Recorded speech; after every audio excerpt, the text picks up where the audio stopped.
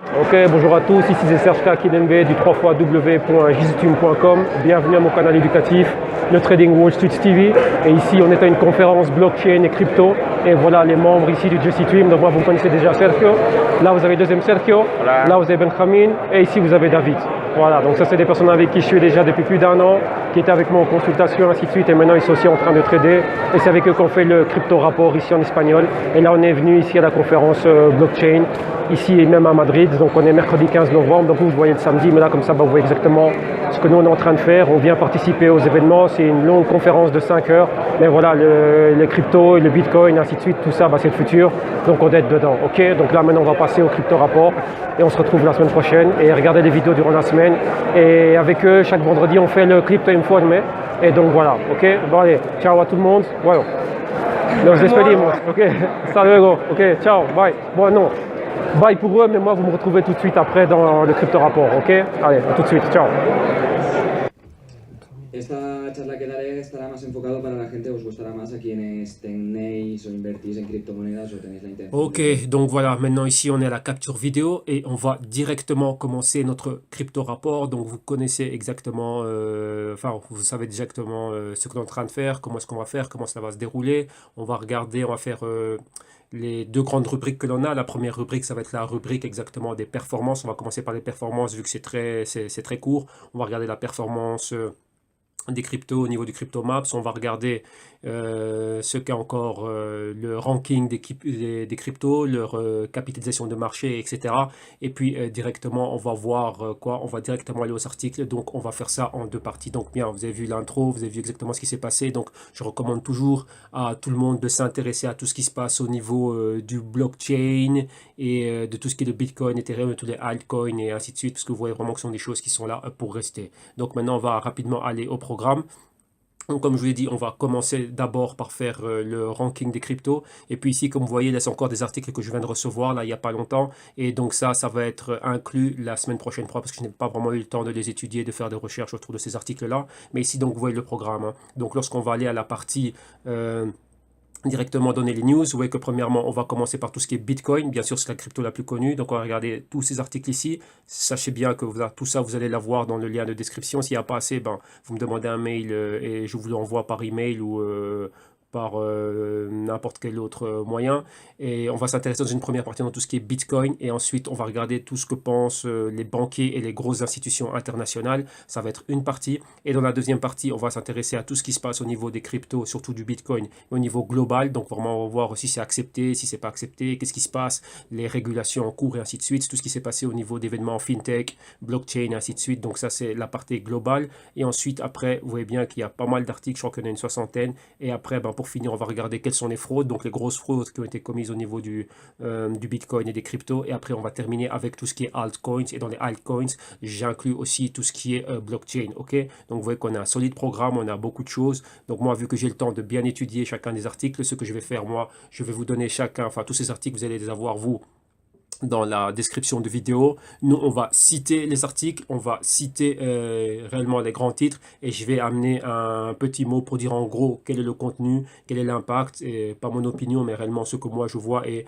ce que moi je vois, donc un petit résumé par rapport à l'article et puis on va continuer. Comme ça, ben, vous après, à votre, lorsque vous allez avoir du temps, donc à votre propre discrétion, vous allez pouvoir être là et continuer à vous informer. Donc voilà, donc moi je vous amène ici tout ce qu'il y a à amener. Ok, donc là maintenant on y va. Donc c'est bien sûr que vous pouvez me retrouver au www.jctube.com. Cliquez sur le drapeau français pour avoir toutes les solutions et voir tout ce que l'on est en train de faire, nous, vu qu'il y a beaucoup de gens qui sont en train de me demander ça, qui m'envoient des messages privés, ainsi de suite.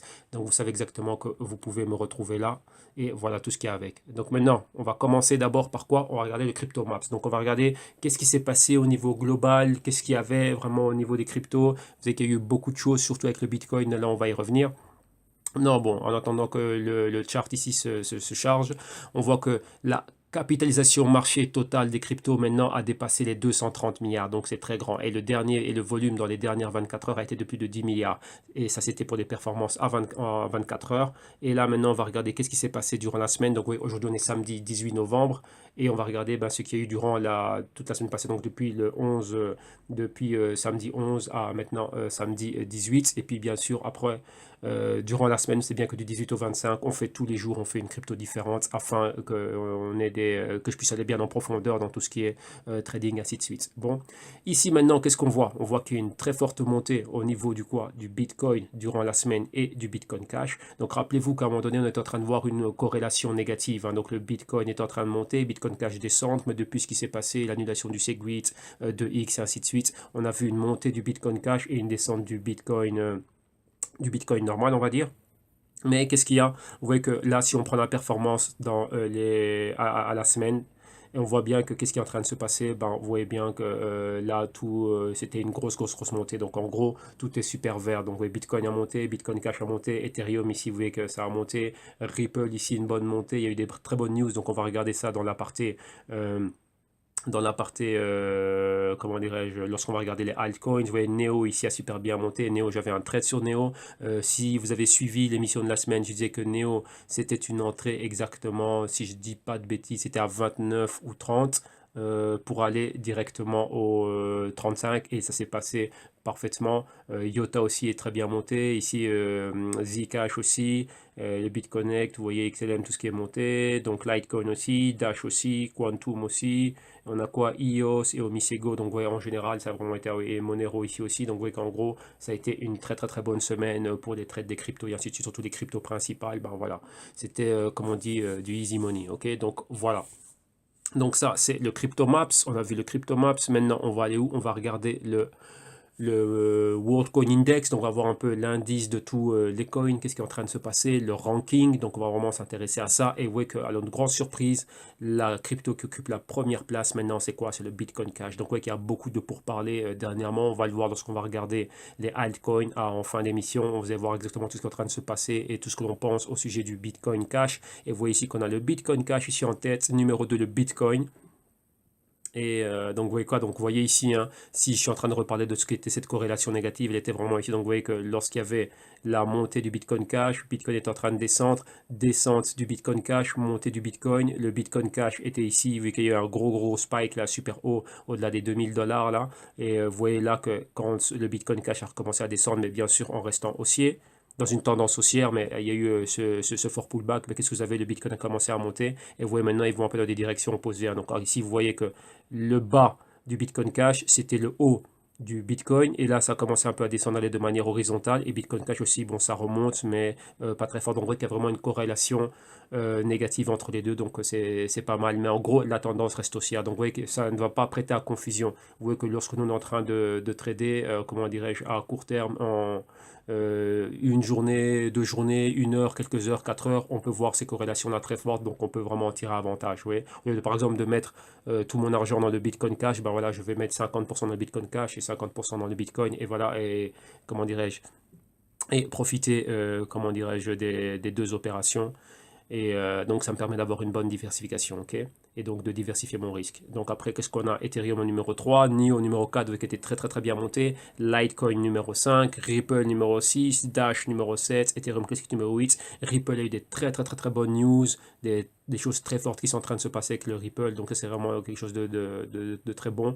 On verra ça un peu plus tard. Quantum numéro 9, IOTA numéro 10. IOTA aussi est très bon. Hier, quand j'ai eu ma réunion avec les autres partenaires, les autres traders partenaires, et on a vraiment bien parlé de la technologie qui est derrière le IOTA, qui même pourrait être comment dirais-je, quelque chose encore plus loin que ce que l'on voit aujourd'hui avec le blockchain, avec les Tangle et tout ce qu'ils sont en train d'utiliser, le DAG. Donc ça peut être quelque chose de très fort, ce qu'ils sont en train de faire, cette monnaie-là. C'est quelque chose à surveiller de très près. Donc c'est bien que lorsque j'ai fait la présentation sur IOTA, j'ai déjà dit ce que j'en pensais lors de cette vidéo-là. Et 11, on a Zcash, Omisego, Monero, 14 EOS, Lisk, HR et 17 Bitcoin. Oui, on a le Bitcoin Gold qui est en train de monter maintenant, qui est 18e ici. Et qu'est-ce que l'on a encore? On va voir un peu qu'est-ce qu'il y a d'autre. Commando, pas Monaco. Je suis en train de regarder parce que j'avais déjà vu qu'il y avait comment on appelle celui-là, le 7 week de X qui était listé déjà. Il y avait déjà quelques futurs qui étaient là et on va voir s'il est repris ici ou non.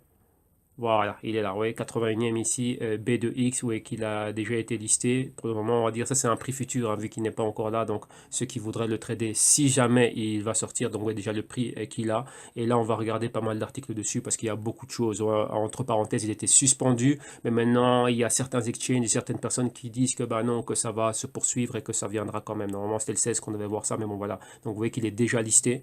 Il y a déjà un prix, qu'il y a déjà un trade qui se fait, donc on va dire que c'est comme un trade futur, donc avant que ce soit réellement là, et donc voilà, donc on verra ça. Donc ça, c'est le ranking qui est fait et fini. Et maintenant, ben, qu'est-ce qu'il y a? Maintenant, on va s'intéresser à... on va voir un peu la performance. Maintenant, on va rentrer dans la partie Bitcoin. On va vraiment voir la performance du Bitcoin avec Bitcoin ici par rapport à toutes les autres monnaies fiat, comme vous les voyez là, ici à l'écran. Donc, vous voyez, comme vous avez l'euro-dollar, ainsi de suite. Donc, vous voyez que le Bitcoin a vraiment été là. Son prix actuel, plus de 7700 $. Vous voyez qu'il avait pratiquement touché, caressé les 8000. Il a dépassé même les 8000 hein, dans secteur exchange. Dernières 24 heures, pourcentage du change des dernières 24 heures. Donc, il a pris 31 $ aujourd'hui. Pourcentage hebdo, donc près de 17%, pourcentage mensuel, une hausse de 38% ce mois, et pourcentage annuel 928%, et vous voyez bien au-delà de toutes les autres monnaies fiat. Donc voilà, donc encore une fois, ben, il remporte la palme, c'est le Bitcoin. Ok, et maintenant, ben, on va vraiment aller voir tous les articles et tout ce qu'il y a. Donc maintenant, qu'est-ce que l'on voit? Premier article que l'on a, on voit ici à Crypto Coin News. Et qu'est-ce que l'on a? Bien sûr, vous avez bien vu, le Bitcoin a créé, enfin, a atteint des nouveaux hauts. Ça, c'était au moment où on est, comment dirais-je, bon, au moment où cet article avait été écrit. Et donc, vous voyez, comme on a vu, les hauts, c'était quoi? C'était les 8040 $. Donc, on a le Bitcoin au-dessus des 8000 $. Donc, voilà, pour la première fois. Donc, ça, en gros, c'est ça. Et il s'est passé pas mal de choses, donc il y a pas mal de news. Et une de ces news-là, ça pouvait être quoi? Ben, il y avait déjà l'acceptation du CME. Et d'un autre côté, le Sedwick 2X qui, à la fin, ben voilà, il y avait beaucoup de spéculation, donc beaucoup de personnes étaient rentrées dedans, ça avait poussé le Bitcoin dans des prix au-delà des 7000. Après, ça le Segwit, comme on voit ici, le Segwit 2X avait été annulé, donc on a vu de l'argent sortir du Bitcoin pour aller vers le Bitcoin Cash, donc c'est là qu'il y a eu la corrélation négative entre les deux, et maintenant ça s'est un peu plus stabilisé, et maintenant voilà, le Bitcoin revient plus haut parce qu'il y a d'autres choses, d'autres utilités, enfin pas d'autres utilités, mais son acceptation qui va rentrer à Wall Street, les dérivés, les futurs, ainsi de suite, et ça se fait, c'est bientôt, et donc voilà, donc il se passe vraiment beaucoup de choses, donc on a regagné de la confiance par rapport à ça, mais ici revenons, quand on parle du Sedwick 2X, donc vous voyez ici qu'est-ce qui est en train de se passer, donc il y a des questions qui sont en train de se poser par rapport à ça, parce qu'on attendait pas mal de choses. Vous voyez que ça a été annulé, pas annulé. Qu'est-ce qui se passe si ça? Donc au sein de la communauté, ben, vous voyez qu'il y a pas mal d'opinions qui vont dans tous les sens. Donc je vous invite vraiment à lire cet article. Et même moi, je vais vous dire la vérité, ce sont des choses qui ne me plaisent pas parce que je n'aime pas on est un peu perdu. On ne sait plus où aller. On va à gauche, on va à droite et tout le monde a son opinion. Donc voilà. Moi, je vous ramène l'information. Pourquoi est-ce que je suis cette information? Pourquoi est-ce que je dois être dessus? Parce que voilà, moi, je suis un spéculateur, je trade. Donc, si je trade, ça, c'est un parfait catalyseur. Donc, je dois savoir ce catalyseur, il va m'amener où? Est-ce que ce catalyseur va me diriger vers une vente ou vers un achat? Donc, c'est très important d'avoir ça. Et lorsque moi, je vois ce type de news, vu que le Bitcoin réagit fortement à toutes ces news, ben, ça me laisse un peu... je suis un peu perdu quand même. Donc, on ne sait pas ce qu'il faut faire. Il y a des personnes qui connaissent, qui savent réellement ce qu'ils sont en train de faire. Tous les développeurs du Bitcoin et ainsi de suite. Et donc voilà, donc nous, on doit être vraiment attentif à toutes les news. Et dès qu'il y a des news, en tant que trader, bah tiens, on sait qu'il y aura des mouvements et on a quand même envie de capitaliser dessus. Mais on doit quand même savoir dans quelle direction on va. Même, imaginez-vous, pour ceux qui ont le Bitcoin en wallet, faut quand même suivre ce qui se passe avec vos investissements. Donc voilà, donc là, ici, c'est du X2X. Fork par fork, donc ça reste vraiment là en suspens. Et on a encore une deuxième news qui parle de ça. La deuxième news, mais encore une fois, ben, c'est la même chose. Hein. Donc, il y a cette week de X qui est là. Mais maintenant, qu'est-ce qu'il y a? Vous voyez que maintenant, il pourrait y avoir une intégration parce qu'il y a un grand exchange qui est le Bitfinex qui dit que oui, nous, on va commencer à le lister. Oui, on va commencer à faire quelque chose avec ça. Donc, vous voyez, Bitfinex, c'est pas un petit exchange, c'est quand même un grand exchange. Vous voyez, c'est un des plus grands exchanges du monde qui a un volume de trades de 96 000, donc 96 000 bitcoins au journalier. Donc, c'est vraiment beaucoup. Et on dirait de quoi qu'eux, ils pourraient être là et venir. Et comment dirais-je, accepter le Sedwick et encore Deribit à Amsterdam aussi qui pourrait être OK aussi et qui pourrait venir et le lister. Donc, comment dirais-je, offrir du trading à ses clients. Donc, vous voyez que voilà, on a ça maintenant, nous, qu'est-ce qu'on fait? Donc, ça, c'est en gros ce qu'il y a. Donc là, bah, je vous invite à continuer pas mal à ce niveau-là. Maintenant, on va continuer Et maintenant, vous voyez qu'on a Bitcoin, on donne le Bitcoin à 10 000 $. Pourquoi? Parce que vous voyez ici, le Bitcoin wears a suit and tie. Donc maintenant, le Bitcoin porte un costard cravate. Pourquoi? Parce que Bitcoin rentre à Wall Street. Donc vous voyez que par rapport à tout ça, ça fait pas mal de choses. Donc maintenant, il pourrait y avoir ça. Donc il y a pas mal d'argent qui pourrait rentrer dans le Bitcoin. Et vous voyez qu'il y a toujours le côté des banquiers, hein. Les banquiers qui sont pour, qui sont contre, qui disent oui, on ne devrait pas avoir le Bitcoin chez nous à Wall Street, il ne faut pas investir dedans, c'est une fraude, ceci, c'est ça, c'est une monnaie, c'est une commodité, oh, c'est pas une monnaie, c'est du fiat, ceci, c'est ça, il n'y a rien derrière. Et voilà. Donc maintenant, c'est quoi? Qu'il veuille ou non, Bitcoin est là. Et donc maintenant, on va voir réellement ce qui est en train de se passer. Donc en gros, cet article ici, il parle de ça et on va continuer. Donc quand on va voir la partie des banquiers et ainsi de suite, on va vraiment aller avoir des opinions directement des banquiers. Il y a quelques vidéos qui sont là. Ok, donc là, vous voyez maintenant, Bitcoin est là et maintenant on dit que si ça rentre là, donc il y aura beaucoup de flux acheteurs et beaucoup d'argent institutionnel qui va rentrer. Donc ça va pousser le prix encore bien plus haut. Donc ici, qu'est-ce qu'il y a? Donc ouais, on continue toujours dans la partie Bitcoin et Wall Street. Maintenant, Wall Street, certains personnes à Wall Street qui sont contre l'entrée en matière de Bitcoin à Wall Street sont contre ça. Et qu'est-ce qu'ils disent ici? Ça va déstabiliser l'économie réelle. À partir du moment où la CME, donc le Chicago Mercantile Exchange de Chicago, a décidé de quoi? De le lister et d'offrir un contrat futur par rapport à ça. Et vous avez vu que dans le crypto rapport de la semaine passée, je vous ai détaillé un peu comment fonctionnaient toutes ces choses-là et ainsi de suite, hein. Donc vous voyez que maintenant, qu'est-ce qu'il y a? On a une grosse personnalité de Wall Street. C'est le monsieur ici que vous avez, il s'appelle Thomas Peterfy, qui lui, c'est quoi? C'est le fondateur et le chairman de eBay. Donc eBay, c'est Interactive Brokers. Donc Interactive Brokers, c'est une brokerage firm, donc c'est un courtier en bourse, un courtier très très très important international, de très très très bonne réputation. Et lui, il a carrément fait quoi? Il a écrit une lettre. Il a écrit une lettre réellement au oui, comme vous voyez ici, une lettre directe au CFTC. Donc le CFTC, c'est quoi?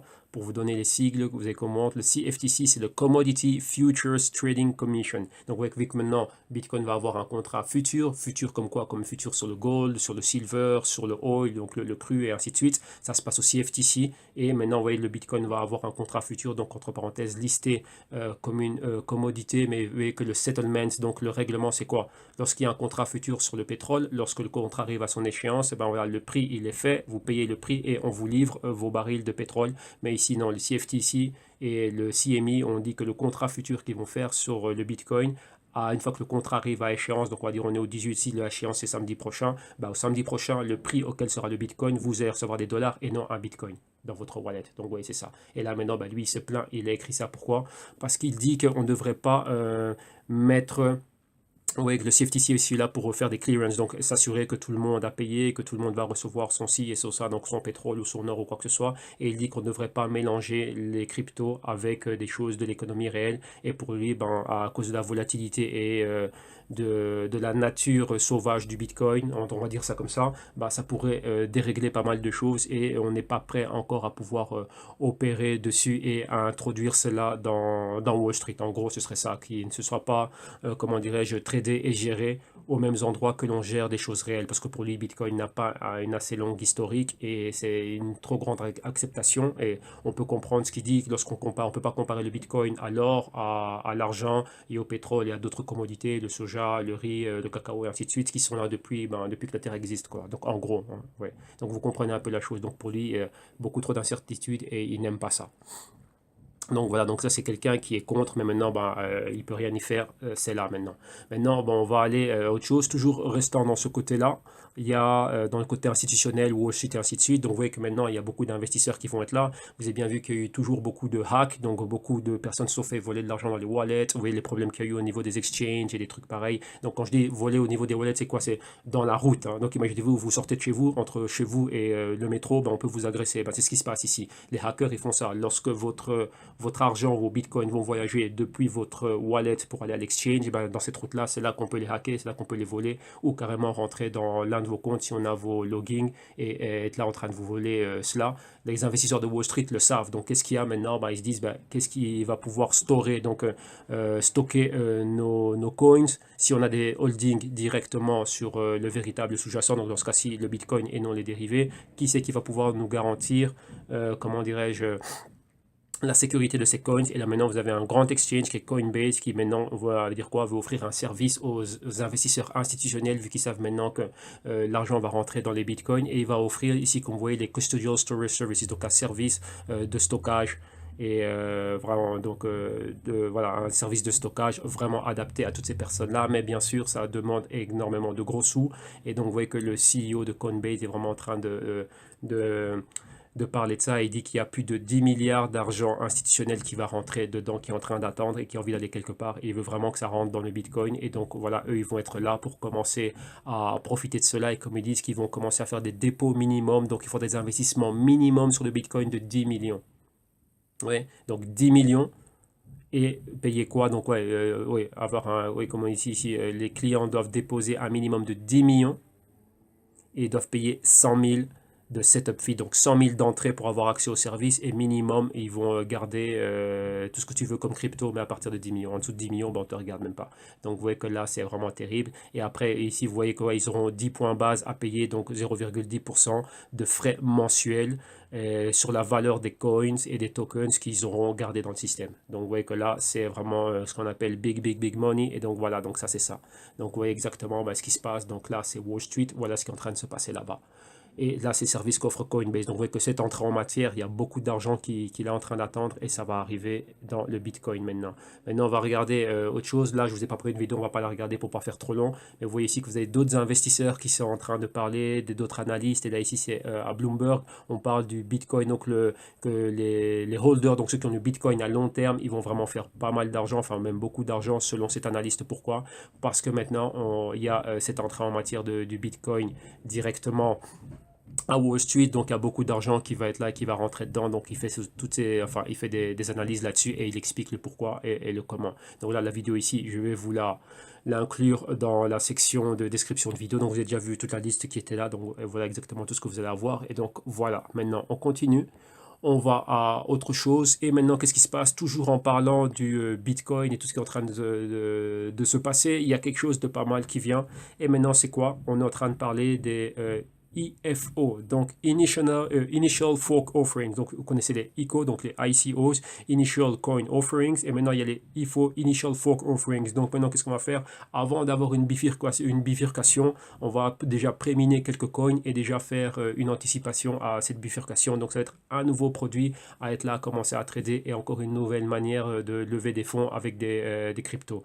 Donc, voilà exactement ce qu'il y a. Donc, la première idée, donc d'abord, on a connu le Bitcoin Cash, puis le Bitcoin Gold, et il y avait encore d'autres artworks qui devaient arriver. Donc, c'était de quoi? C'était le SegWit2X, et maintenant, ils sont en train de parler d'un super Bitcoin. Donc, vous voyez que là, maintenant, ouf, qu'est-ce qui est en train de passer? Qu'est-ce qui est en train de se passer? Donc, encore énormément de choses. Donc, ils essayent de faire ça lorsque le bloc 400 000, 98 888 devrait arriver. Ben là, voilà, il y aurait des blocs maintenant de 8 mégabytes. Rappelez-vous qu'il y avait des blocs de 1 méga et le SegWit2X était arrivé à des blocs de 2 mégas. Ils ne se sont pas mis d'accord. Maintenant, il devrait y avoir un bloc de 8 mégas. Donc, c'est juste pourquoi? Pour augmenter la capacité des transactions et faire en sorte que ce soit beaucoup plus fluide. Donc, voilà, là, on ne va pas rentrer en détail dans tout ce qui est, dans tout ce que sont ces choses-là. Donc, donc là, c'est vraiment, je vous demande vraiment à vous de vous renseigner, de vous éduquer vraiment là-dessus. Si j'ai le temps, je vais vraiment essayer de faire une vidéo pour vraiment expliquer tout ce que sont les forks et ainsi de suite et toutes ces choses-là. Mais vous voyez que c'est très très très technique, donc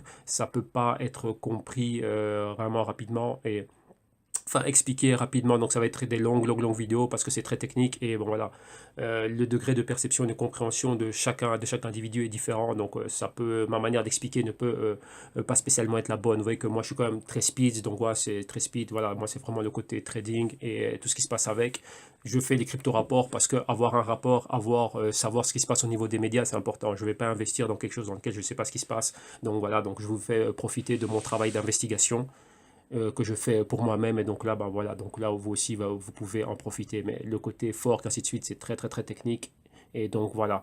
Mais maintenant ici, moi, ce qui m'a vraiment attiré, et je me suis dit, bah tiens, on va aller jusqu'où avec les coins, ainsi de suite. Il était censé avoir qu'un Bitcoin. Vous voyez que donc maintenant, qu'est-ce qui se passe? Il y a le monsieur Lee ici qui dit que lui, maintenant, qu'est-ce qui se passe? Ben voilà, lui, il a encore 2 IFO, donc Initial Fork Offerings, qui sont en projet. Et ce serait d'avoir quoi? Ce serait d'avoir un Bitcoin Century et un Bitcoin Diamond. Donc je me dis, oh là.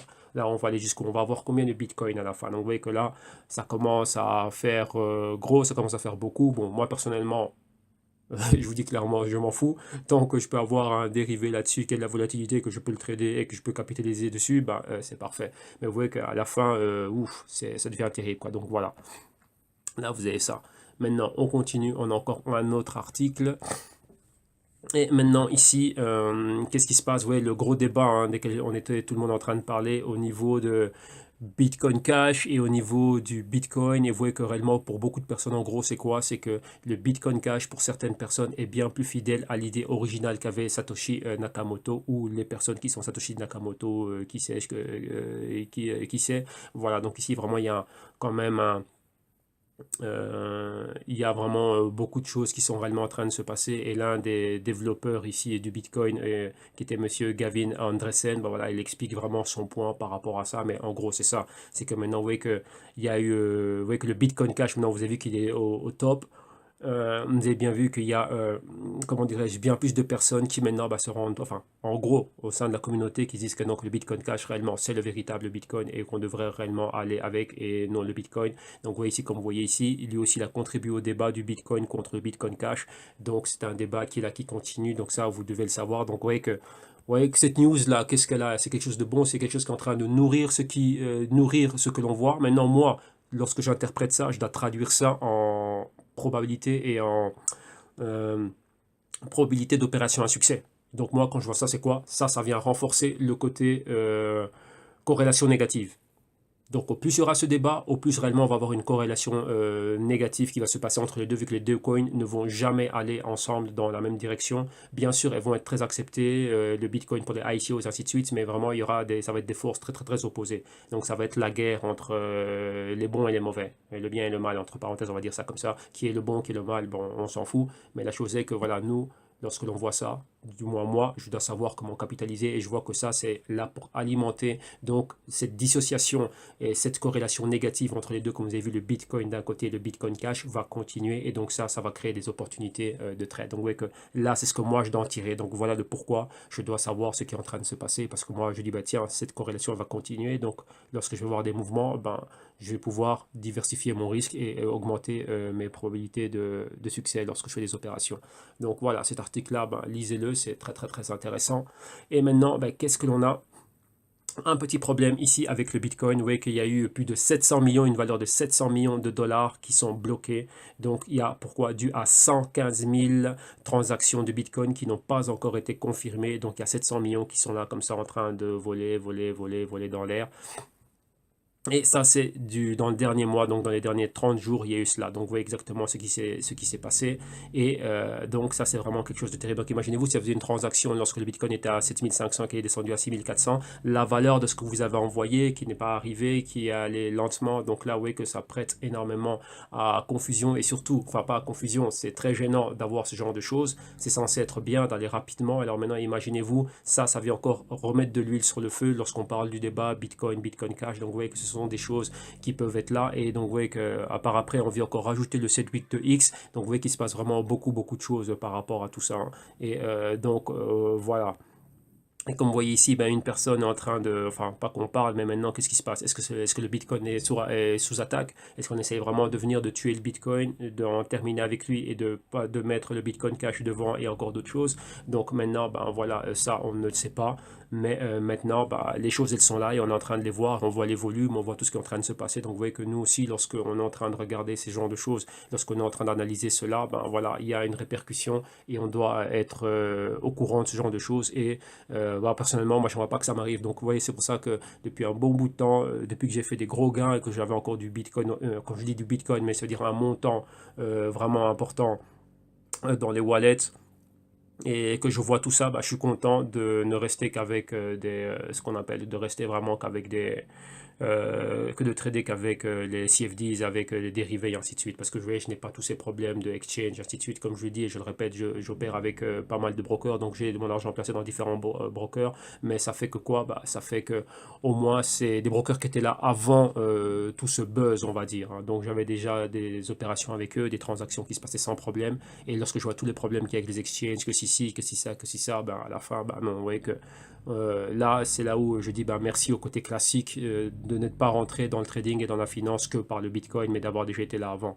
On va dire autant, maintenant, j'ai l'impression de faire partie de la préhistoire en parlant des actions, ainsi de suite, mais bon, c'est ça, quoi, c'est ce qu'il y a. parce que maintenant il y a beaucoup de problèmes. Bien sûr, vous voyez que c'est encore une phase embryonnaire, donc voilà, les problèmes sont là. Maintenant, on va parler du Bitcoin et on va parler réellement justement des millennials, et comme on dit que maintenant, opérer même dans les actions, avoir des bons, parler d'or et donc maintenir son patrimoine en or, dans de l'immobilier, dans des bons du trésor, opérer avec des actions ou investir dans des actions pour pour son futur et ainsi de suite. D'après un survey, donc d'après une étude qui a été faite aux États-Unis, ce n'est plus le cas, que la plupart des personnes, surtout les jeunes qui ont moins de 30 ans, donc ce qu'on appelle les millennials, sont réellement en train de voir le Bitcoin comme étant réellement leur investissement de choix. Malgré la volatilité, ils préféreraient même venir investir dans le Bitcoin plutôt que d'investir dans un compte d'épargne, parce que un compte d'épargne, un compte en banque est un investissement, c'est un placement financier, c'est un produit financier. Ils préféreraient même avoir leur argent en Bitcoin qu'en banque, qu'acheter un bon d'État, qu'acheter une action d'Apple par exemple, ou bien que d'acheter de l'or et de l'argent dans lesquels ils viendront mettre de la valeur et préserver leur patrimoine et leur valeur dedans. Non, maintenant, en gros, les millennials préfèrent le Bitcoin. Donc voilà. Donc ça, c'est en gros une grosse acceptation. Donc le monde est réellement en train de changer et on est réellement dedans.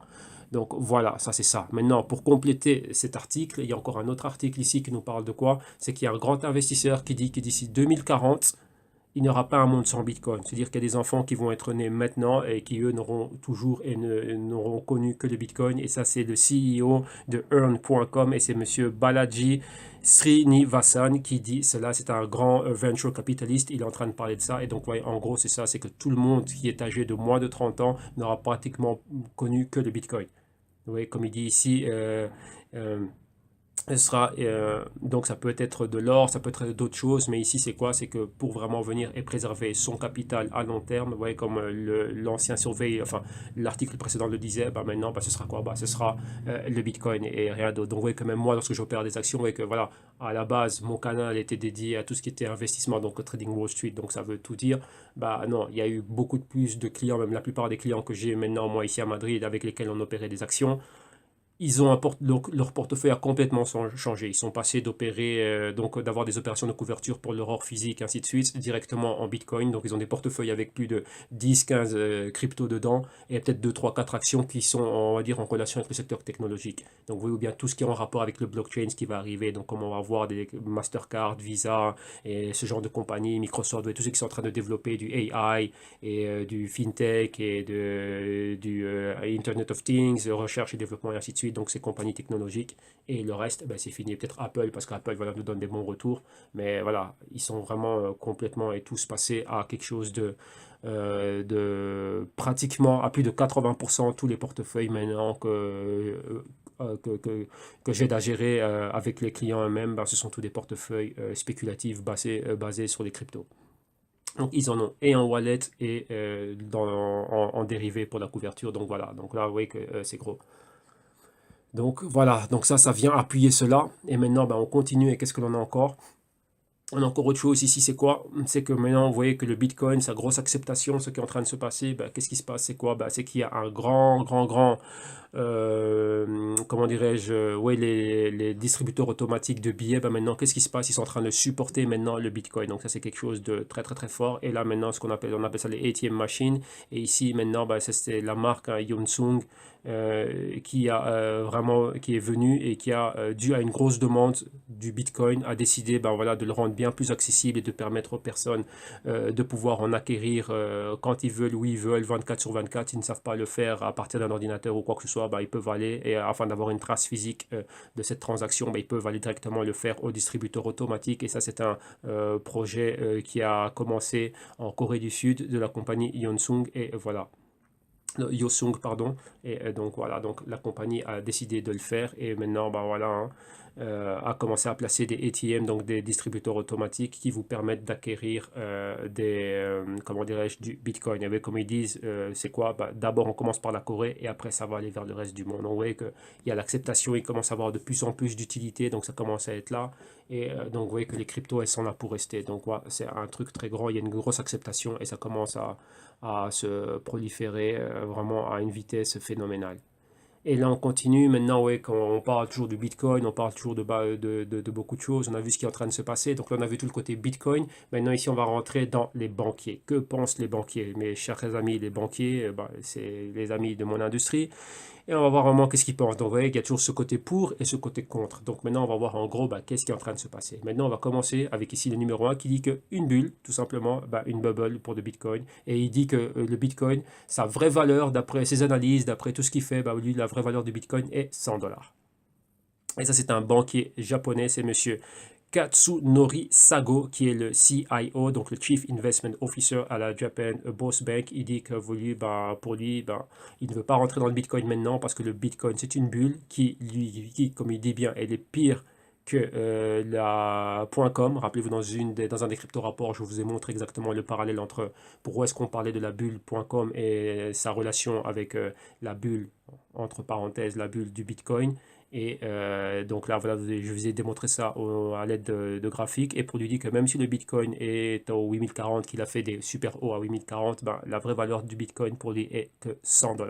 Et comme il dit bien, il ne va pas rentrer dans le Bitcoin à ce prix-là. Déjà, pourquoi? Parce qu'il y a beaucoup de volatilité. Mais il dit que s'il voit le Bitcoin revenir à 100 $, voilà, lui et sa banque, ils vont personnellement investir dedans.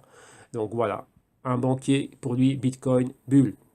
Maintenant, on va à la Banque centrale européenne, donc la BCE, la ECB, et là c'est le vice-président, monsieur Constancio, et qui est en train de parler. Et qu'est-ce qu'il dit ici? Lui dit en gros, le gros titre c'est quoi? Que c'est les cryptos ne vont pas remplacer la monnaie fiat et ne vont pas remplacer le système fiat, le système de monnaie fiat.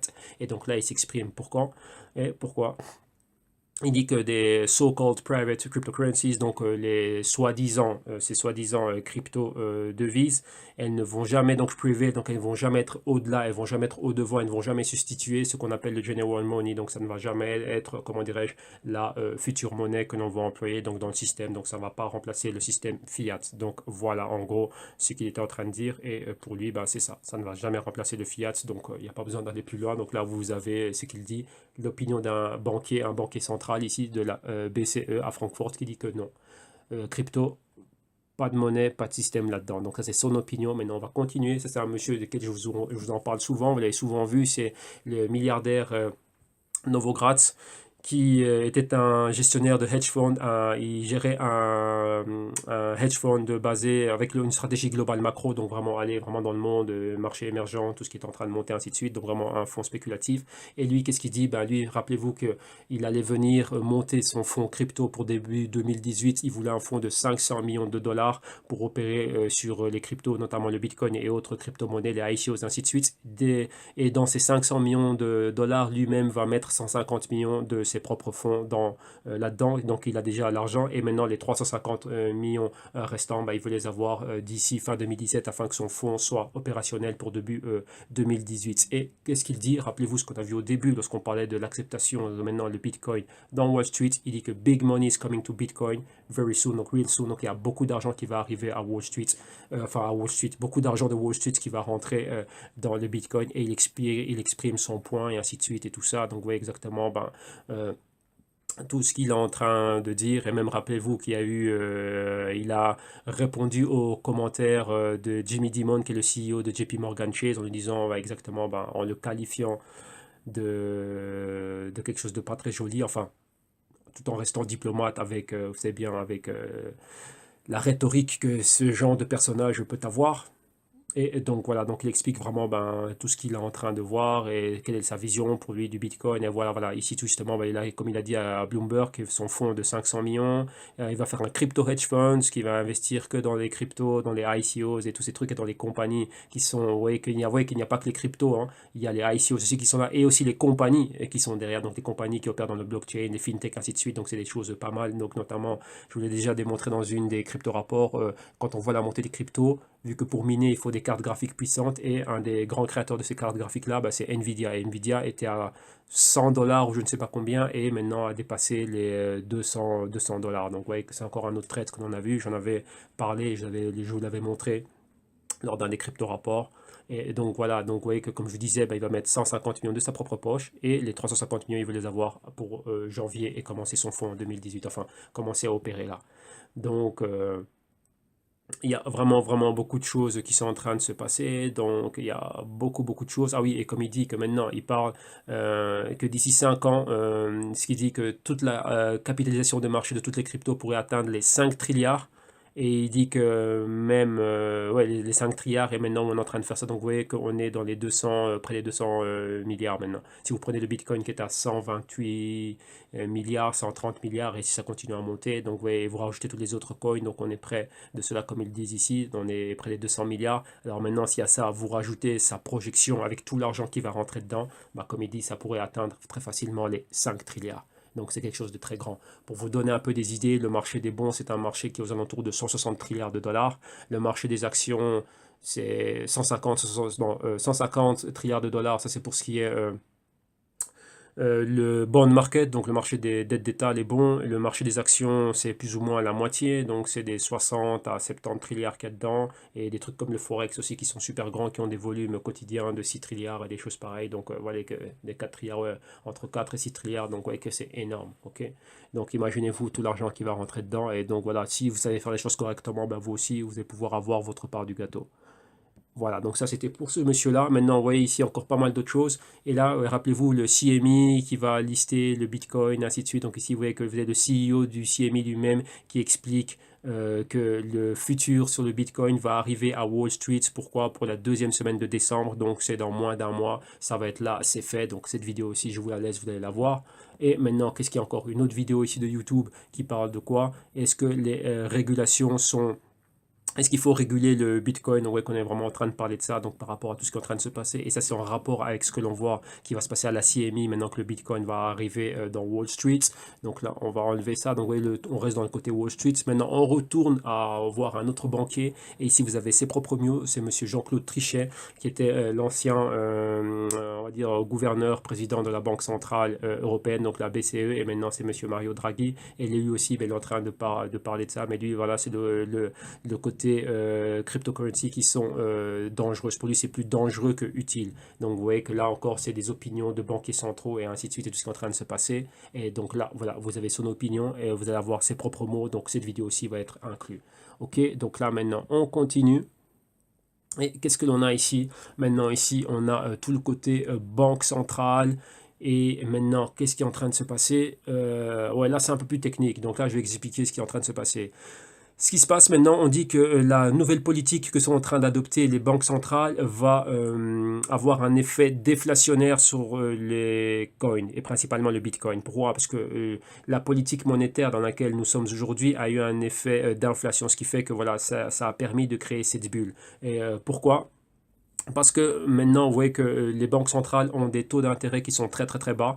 Et les taux d'intérêt qui sont très bas, ça fait que quoi? Ça fait que les investisseurs ont pratiquement accès à avoir de l'argent à 0% d'intérêt. Ce qui fait que lorsque des grosses institutions, imaginez-vous une personne comme Warren Buffett, peuvent avoir des prêts de 10 milliards, de 20 milliards, de tout ce que vous voulez à 0% d'intérêt en Europe. Et aux États-Unis, 1,25 ou 1,50, je ne sais plus exactement c'était combien. Au Japon, en Suisse, à moins 0,10 et certains pays qui sont même en négatif, ce qui fait que l'argent est gratis pour eux. Quand ils prennent beaucoup d'argent comme ça, donc vous voyez que toutes ces personnes qui sont en train de faire, vous voyez, tous les hedge funds et ainsi de suite, ils peuvent opérer avec des sommes astronomiques dans les marchés financiers. Et donc de ce côté-là, ben, pouvoir venir faire prendre du levier. Mais eux, il y a une manière de prendre du levier qui, aux États-Unis, est plutôt connue sous margin. Donc c'est du levier, mais là, on parle beaucoup de margin. Donc un exemple, rappelez-vous. Donc là, on va dessiner cela rapidement, hein, comme ça je vais vous expliquer un peu c'est quoi pour ceux qui ne seraient pas familiarisés avec ça, parce que ça c'est quand même quelque chose d'assez technique. Imaginez-vous Monsieur Bill Novogratz qui a un fonds qui va avoir 500 millions de dollars, ok? Son fonds de 500 millions de dollars, ça c'est ce qu'il a de manière initiale. Imaginez-vous que ce monsieur va prendre un 4-to-1 leverage. Qu'est-ce que ça veut dire? C'est que de 500 millions de dollars, il peut avoir 4 fois ce qu'il a. Donc on va faire x4 ici, donc 500 x4, donc si c'est déjà x2, ça fait 1 milliard, donc encore x2, donc voilà. Donc il peut arriver à avoir 2 billion, ok?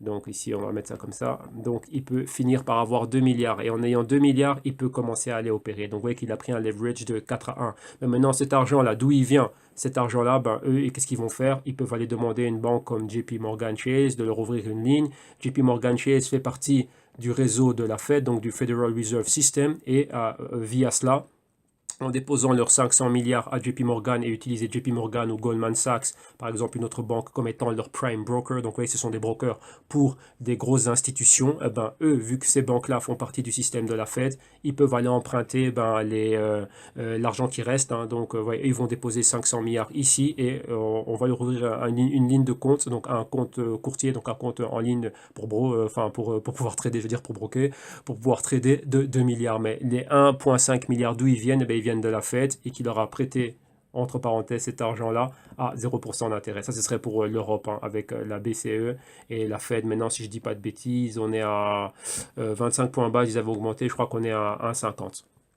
Ouais, donc ça fait ça. Mais ouais, que ce fonds-là peut par exemple venir en Europe et aller à Deutsche Bank qui fait partie du réseau de la BCE et demander que Deutsche Bank soit leur broker. Même Deutsche Bank à Wall Street dit voilà, moi tu vas me mettre ce prêt-là là-bas en Europe et je veux ça. Donc oui, que c'est ça que c'est en train de dire que la chose qui se passe ici, c'est quoi? C'est que ça, c'est comme ça qu'ils opèrent. Maintenant, pour en revenir à l'exemple que je suis en train de vous dire, vu que vous avez des taux qui sont très bas, vous devez comprendre aujourd'hui que la BCE a ce qu'on appelle le QI.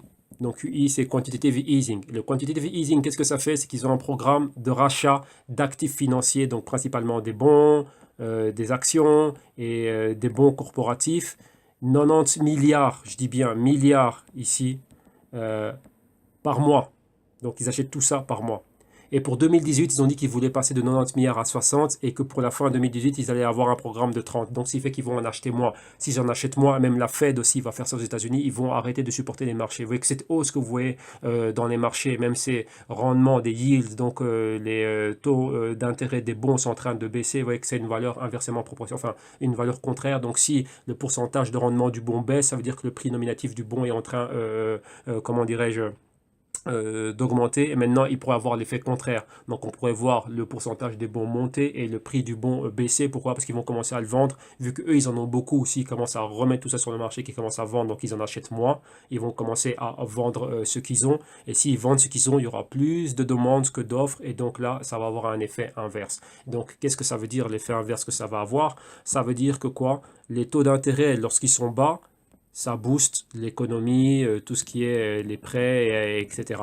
Maintenant, ça c'est les taux d'intérêt quand ils sont bas. Maintenant, si les taux d'intérêt sont en train de monter, ben, tout cet argent qui est dans les bons, qui est dans le Bitcoin, donc ici l'argent qui est dans les cryptos, l'argent qui rentre dans les bons et l'argent qui rentre dans les actions, eh ben, ça va avoir l'effet inverse, ça va descendre et les bons vont être en haut. Une fois que, enfin pas les bons, pardon, que le pourcentage de taux d'intérêt va être super haut, donc ça va être difficile d'emprunter de l'argent, donc les personnes ne vont pas être là en train d'emprunter d'argent. S'il n'y a pas d'argent emprunté, on ne fait pas de business et donc là, il y a un effet récession et tout ce que vous voulez savoir. Donc là, c'est pour ça qu'on dit ça va avoir un effet de déflation sur tout ce type d'actifs. Pourquoi? Vu qu'il n'y aura plus d'actions, il n'y aura plus personne pour les acheter, donc il n'y aura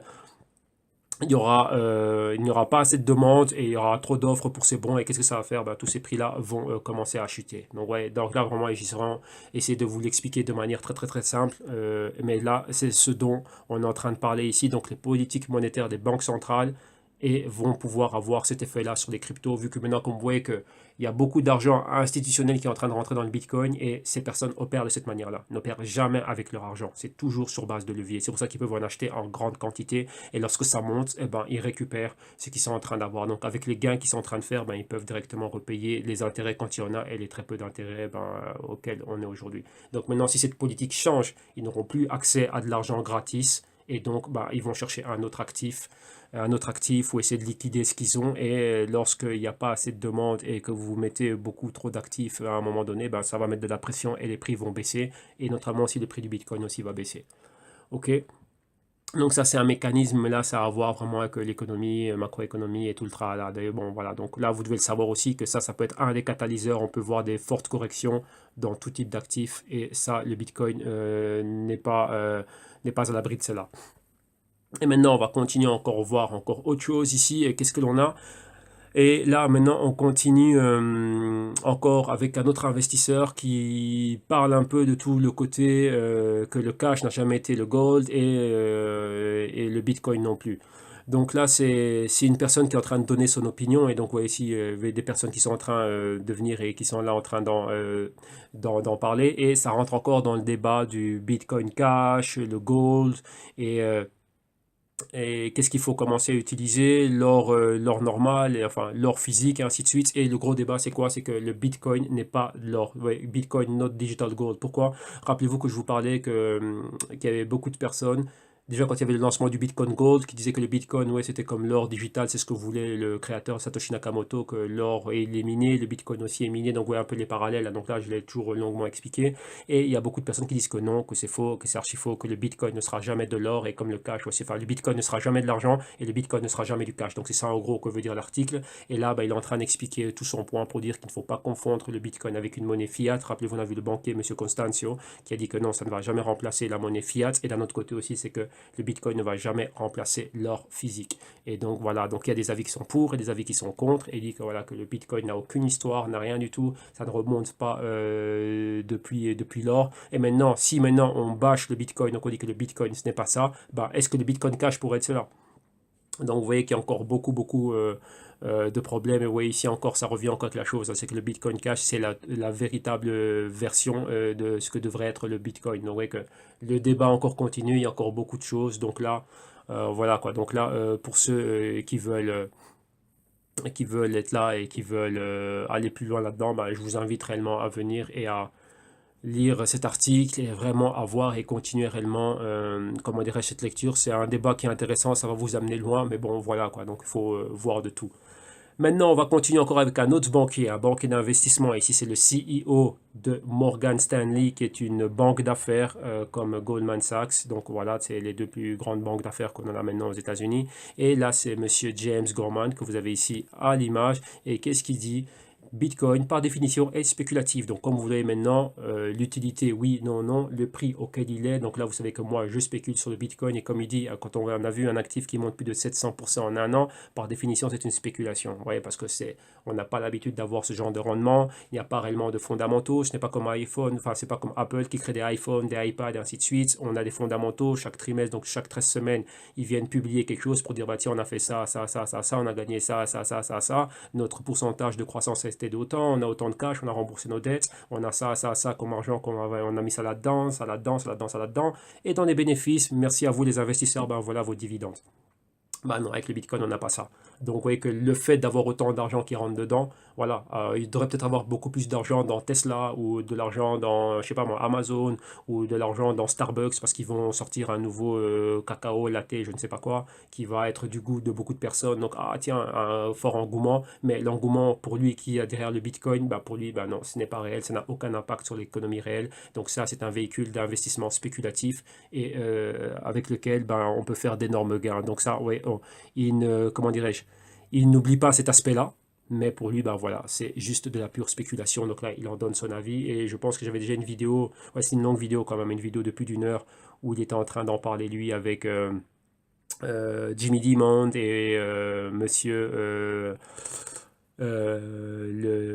Larry Fink, le CEO de BlackRock, de Asset Management, où ils étaient assis à trois à un panel et ils étaient en train d'expliquer cela. C'est là où il disait, là, dans la deuxième vidéo, il avait le bras cassé, là, enfin, le bras dans le plâtre, et où il expliquait qu'il n'en avait rien à faire du Bitcoin, que ceux qui investissaient dedans étaient stupides, ainsi de suite. Il disait tout ce que le gouvernement allait faire. Ben voilà, donc là, vous voyez que même s'ils font du business ensemble, ben, chacun a son opinion par rapport à ça. Ok? Et là, maintenant, bah, pour terminer, on va encore aller, et maintenant on revient à la star. Ouais, on peut pas, si on parle de Bitcoin et du côté frauduleux, enfin, pas du côté frauduleux, oui, de son fameux mot fraude, et du côté, on va dire, la plus grande personnalité qui est contre le Bitcoin, on est obligé d'avoir Monsieur Jimmy Dimon dedans, donc il ne pouvait pas manquer. Et rappelez-vous, il avait dit que le Bitcoin était une fraude. Mais maintenant, qu'est-ce qu'il y a? Bah, c'est que JP Morgan Chase a été, comment dirais-je, accusé de blanchiment d'argent, donc c'est pas quelque chose de petit. Donc maintenant, les choses, c'est quoi? Bah, comme disent les enfants, c'est celui qui dit qui est. Donc tu appelles le Bitcoin la fraude, mais toi, tu es à la tête d'une compagnie qui est là et qui est une fraude et pas une fraude. T'es petite, une faute de quoi? Dans laquelle ils ont eu quoi, une amende à payer de 4 milliards de dollars pour fraude. Et c'était en septembre, donc il y a juste 2 mois. Donc une histoire de blanchiment d'argent. Donc ça, c'est très, très, très, très fort. Donc on dit, ben voilà, tu appelles, il s'est permis de critiquer le Bitcoin, dire que c'était une fraude. Ben voilà, que lui-même, ben voilà, lui-même a été impliqué dans des choses pareilles. Donc voilà, et donc en réponse à ce qu'il y avait, bon, il y avait Wozniak, monsieur Wozniak était le cofondateur Apple, ben voilà, a émis une réponse à Monsieur Dimon dans laquelle il lui dit que, voilà, que Bitcoin, vu qu'il dit que c'est une fraude, ben il lui dit que Bitcoin c'est mathématique, parce que lui c'est un mathématicien, il en a juste 21 millions, c'est bien plus légitime que n'importe quel autre système. Et comme il dit, pourquoi? Parce que Faina de dire qu'il y a il y a un montant déterminé qu'on ne va pas pouvoir, comment dirais-je, surpasser et qui ne va jamais exister plus de 21 millions de coins. Bon, là par rapport à ça, moi je commence à avoir un peu de doute, parce que si je fais Bitcoin qui a 21 millions, je fais Bitcoin Cash qui a 21 millions, c'est quoi encore l'autre qui a Bitcoin Gold aussi qui est censé avoir 21 millions, et le prochain Segwit que aussi c'est censé avoir 21 millions, ben, quand je calcule, ça fait 84 millions au final. Donc voilà quoi, donc la chose est là, mais bon, ça c'est un autre débat. Vous pouvez être d'accord ou pas avec moi, mais moi quand je calcule 4 coins et qu'elles ont toutes à 21 millions, mathématiquement, ben 21 x 4 ça fait 84. Donc voilà, et au départ il ne devait en avoir que 21, donc même les forks ils servent à quoi? Bon, on dit que c'est pour améliorer le système, ainsi de suite et tout ça, mais bon voilà, enfin, c'est un tout autre débat. Ça, c'est mon opinion que je vous donne. Vous voyez que, bon, même peu importe à la fin, tant qu'on peut trader ça, enfin, tant que je peux trader ça, je sais pas si c'est votre cas, ben voilà, ben moi, c'est ça. Donc maintenant, et qu'est-ce qu'il dit? Ben, le gold, donc l'or est miné, et miné. Donc il y a des mines, des mines, des mines pour l'extraire, et il dit ben, c'est la même chose, et il dit qu'il y en a un montant terminé, et ben exactement, d'or dans le monde. Et ben le Bitcoin, c'est, comment dirais-je, du l'aspect mathématique qui est derrière, eh ben, il est régulé par ça. Et pourquoi? Parce que personne ne va pouvoir changer cette mathématique et que personne ne va pouvoir aller au-delà des 21 millions. C'était fait pour rester à ce niveau-là. Donc pour lui, ben, c'est aussi légitime que l'or. Donc tout simplement, c'est ça. Et ça, c'était sa réponse à Monsieur Jamie Dimon. Ok. Donc là, voilà, ici, on a fini le premier aparté ici, qui était l'aparté. Rappelez-vous, comme je dis, on avait beaucoup de choses à voir. On a vu le ranking, on a fait ici le Bitcoin avec les vidéos, on a fait les banquiers, et maintenant vous voyez qu'il reste tout le côté global ici, et il reste encore, ouais, dans le côté global, donc il y a pas mal d'articles, on va parler de pas mal de choses, et là, les fraudes qu'il y a eu, et ensuite ici il y a les altcoins. Voilà, pour pas faire trop long dans cette vidéo, je vais arrêter cette vidéo ici, ça va faire une vidéo, et après on va faire une deuxième vidéo, on va voir vraiment le côté global, vous voyez vraiment qu'est-ce qui s'est passé, voir un peu ce qu'il y a dans les altcoins. Donc voilà, donc la deuxième vidéo, cette première vidéo, vous allez la voir aujourd'hui. Donc, moi, au moment où je l'enregistre, bon, vous voyez l'heure, hein, ici il est 15h, donc vous, à l'heure à laquelle vous allez la voir. Et la deuxième vidéo, ben, elle arrivera ou plus tard dans la nuit, ou je la ferai demain, parce que là, voilà, ça c'est des news que je vais garder pour le week-end. Et toutes les autres news qui vont arriver, ben, ça va être des news pour la semaine prochaine. Ok? Donc, voilà, ici, on va arrêter cette première vidéo. Ben, comme ça, vous allez avoir la chose en deux parties. Donc, c'est bien, vous pouvez me retrouver au www.jctune.com. Ici, vous avez toujours le numéro où vous allez pouvoir venir me joindre n'importe quand, WhatsApp, Viber. Oui, je parlais avec un des abonnés du canal qui m'avait invité sur Telegram. Donc, il y a aussi Telegram aussi, vous cherchez avec le numéro. Et aussi sur Steemit, vous cherchez JCTwim dans Steemit et vous allez voir exactement, bah, ça aussi, la vidéo va être postée là-dessus. Ou ici, vous pouvez me contacter directement là, ici. Ok?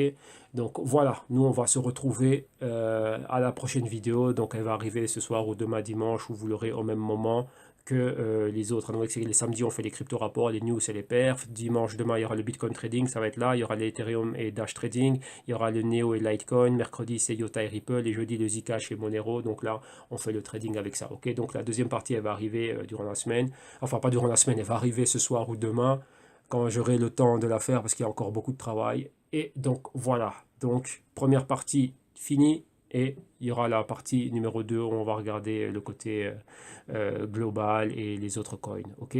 Allez, on se retrouve à la deuxième vidéo.